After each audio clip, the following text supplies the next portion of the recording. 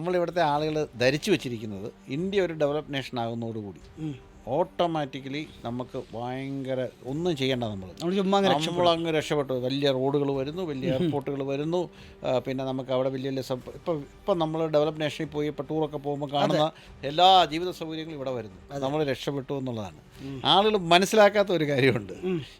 ഇപ്പം ആ ഒരു സമയത്ത് ഇന്ത്യ ഒരു ഹൈ കോസ്റ്റ് എക്കണോമിയായിട്ട് മാറിപ്പോകും. നമ്മൾ പറയുന്നത് എന്താണെന്ന് വെച്ച് കഴിഞ്ഞാൽ, ഇന്ന് നിങ്ങൾക്കൊരു ഡെന്റിസ്റ്റിനെ കണ്ട് ഒരു പല്ലിൽ ഒരു പരിപാടി ട്രീറ്റ്മെൻറ്റ് ചെയ്യാൻ 5000 രൂപ ആകുന്നുണ്ടെങ്കിൽ അന്ന് 5 ലക്ഷം രൂപ ആകും. കോസ്റ്റ് ഓഫ് ലിവിങ് എല്ലാ രീതിയിലും. ഒരു കാപ്പി കുടിക്കാൻ പോലും ഇന്നിപ്പോൾ 50 രൂപ ആകുന്നുണ്ട്, 500 രൂപ ആകും. എഴുതി വെച്ച് ഞാൻ എക്സാമ്പിളായിട്ട് പറഞ്ഞെന്നുള്ളത് ആൾ മനസ്സിലാക്കാൻ വേണ്ടി.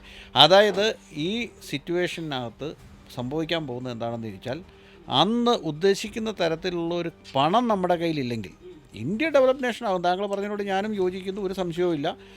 ഒരു $10-30 ട്രില്യൺ എക്കണോമിയുള്ള സൈസ് 2047 ഇപ്പോൾ ഉള്ളതിൻ്റെ ഒരു 5 ഇരട്ടിയാകും, 5x ആകും. അതിന് ഉറപ്പായിട്ടാകും. കാര്യം അത് ചുമ്മാ ഒരു മാത്തമാറ്റിക്സ് ആണ്. കോമ്പൗണ്ട് ചെയ്തങ്ങ് പോയാൽ ഒരു 6-7% ഗ്രോത്ത് റേറ്റ് കണ്ടിന്യൂസ് ആയിട്ട് കിട്ടിയാൽ അങ്ങ് ആകും. അതിന് സംശയമില്ലാത്ത കാര്യമാണ്. പക്ഷെ നമ്മുടെ ഇവിടുത്തെ ആളുകളുടെ ലൈഫ് ഇമ്പ്രൂവ് ചെയ്യണമെന്നുണ്ടെങ്കിൽ ഇന്ത്യ ഗ്രോ ചെയ്യുന്നതിനനുസരിച്ച് നമ്മളുടെ ഇൻകം കൂടണം, നമ്മളുടെ അസറ്റ്സ് കൂടണം, നമ്മുടെ വെൽത്ത് കൂടണം.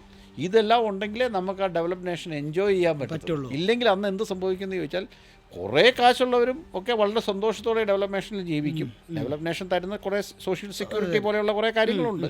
പാവപ്പെട്ടവർക്ക് ഒരു പ്രയോജനം കിട്ടത്തില്ലെന്നുള്ളത്.